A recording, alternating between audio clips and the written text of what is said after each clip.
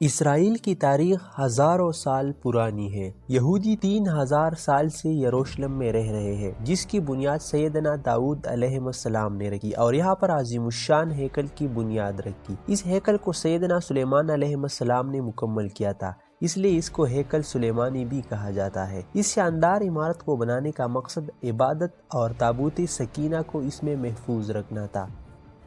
سیدنا عمر رضی اللہ عنہ کے دور خلافت میں مسلمانوں نے یروشلم شہر کو اپریل 637 عیسوی میں بغیر کسی خون خرابے کے فتح کیا تھا اور 1099 تک مسلمانوں کے ساتھ رہا۔ اسی طرح 88 سال تک عیسائی اس پر حکومت کرتے رہے۔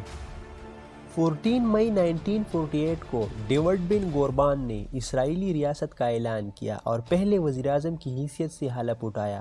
اسرائیل کے قیام کے فوراً بعد امریکی صدر ٹرومن اسے تسلیم کرنے والے پہلے شخص تھے۔ پہلی بار امریکی صدر جان ایڈمز نے 200 سال پہلے یہودیوں کے لیے الگ ریاست کی بات کی تھی۔ صدر ابراہم لنکن نے بھی کہا تھا کہ یہودیوں کو فلسطین میں ان کے قومی گھر کے ذریعے ظلم و ستم سے نجات مل سکتی ہے۔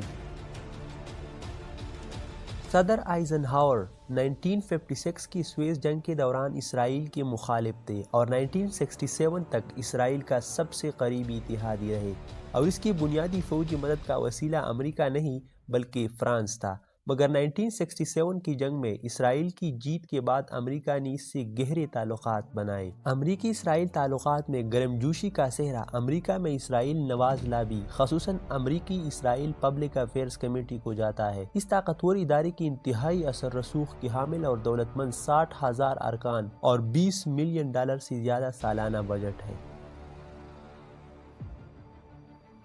یہودی امریکہ کا سب سے بڑا تارکین وطن گروہ ہے۔ امریکہ میں 70 لاکھ سے زیادہ یہودی ہیں اور فوربس ورلڈ کی ارب پتی فہرست میں شامل ٹاپ 40 میں سے 18 یہودی ہیں۔ اس طرح اسرائیل میں 2 لاکھ عیسائی آباد ہیں۔ امریکہ اسرائیل کو فوجی امداد کے لیے سالانہ $3.80 ارب دیتے ہیں۔ امریکہ کے بغل میں بیٹھ کر نہتے فلسطینیوں پر ظلم کرنے والا اسرائیل 1948 سے پہلے مکمل طور پر بکھر کر ختم ہونے کے قریب تھے، لیکن طاغوتی قوتوں نے اس کو سہارا دیا اور آج وہ ظلم اور بربریت کے نئے داستانیں رقم کر رہے ہیں، جبکہ دوسری جانب 57 اسلامی ممالک کی مشترکہ تنظیم OIC خاموش تماشائی بن کر اس سارے صورتحال کو دیکھ رہی ہے۔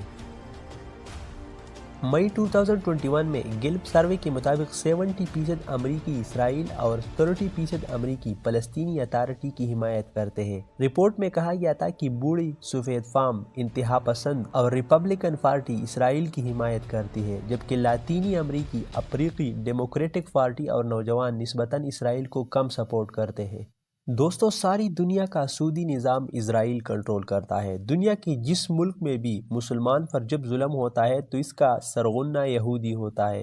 وہ یہودی ہی تھی جس کے بارے میں ہٹلر نے کہا تھا کہ دنیا میں جہاں کہیں بھی مجھے فساد نظر آتا ہے اور جب بھی میں اس کی تہ میں دیکھتا ہوں وہاں مجھے ایک یہودی کڑا مسکراتا نظر آتا ہے۔